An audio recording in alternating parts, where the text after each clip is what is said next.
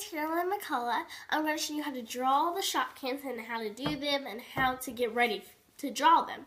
So the first thing you're going to need is your expo markers. And usually don't just have them all scattered at the desk. I hate that.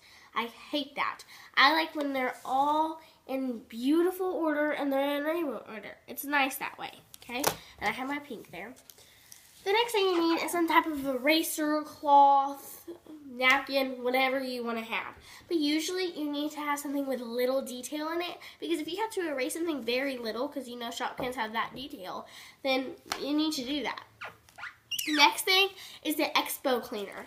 Okay, this is, you need this to make your whiteboard clean, and I will show you that in a minute. But this is actually, and I don't just put water in it because it messes it up and it makes it scratchy, and it doesn't clean anything. It doesn't clean the true whiteboard. It just cleans this stuff off, but it still sticks on there. This only has a little bit in it, so if you come up to me, I'm not a wasteful person. If you come up to me and you feel this, you go, oh, well, just a little while ago, you had it empty. Did you go to the store and buy? Actually, I didn't. What I did is I filled it up with water. Now, you don't just fill it up with water to fill it up with water. It has to have at least that much in it for you to be able to fill it up with water, because if it doesn't, it's mostly water. And I know this is mostly water, but it still has that cleaning effect that it needs. All right, the next thing is, you need to get an inspiration for your drawing. If you are doing clay or some type of 3D, then you usually need to do the actual Shopkin, so you can get the detail on the back and everything. But for my inspiration, I get the posters. And these you can get at stores or online, and they're front and back. And they're usually good because you can see up close. As you can see in this one, it has very detailed. And if I wanted to draw those creases and those special lines up there, I could see that well. And you never want to do it with your mind, because then you don't get the actual Shopkin that you want. But I decided that I was going to do the strawberry. Okay, but before I even get started, I have a checklist. And my checklist is, my markers are all here. I have red, orange, light green, dark green, blue, purple, black, and brown. These are most of the 2 important colors, and I have my pink. Alright, I have my eraser, my little tiny eraser or cloth or Kleenex, and I have my expo cleaner. I always want to have my expo cleaner with me just in case I need to do that real quick. And I need, of course, my posters.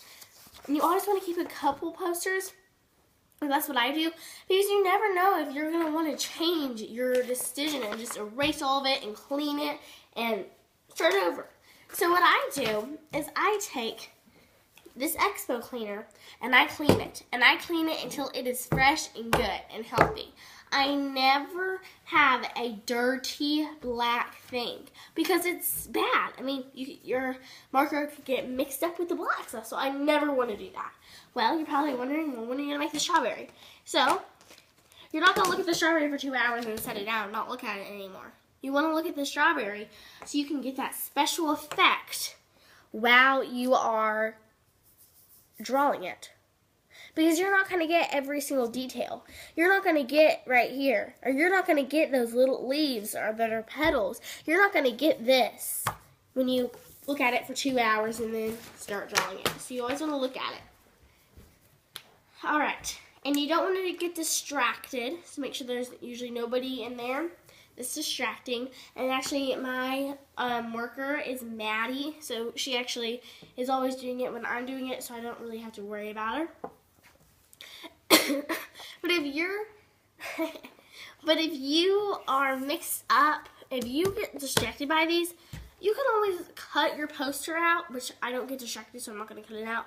But you can always cut this out and just look at it and put these posters away, instead of just having to look at that and drawing that detail instead of the strawberry detail. All right, so get all your art teachers away. They usually want to start with the eyeballs, right? And the nose and the mouth. I always start with the shape, and then I go into the detail and color. Okay, so the first thing I'm going to do is I never outline in black unless it is very hard detail.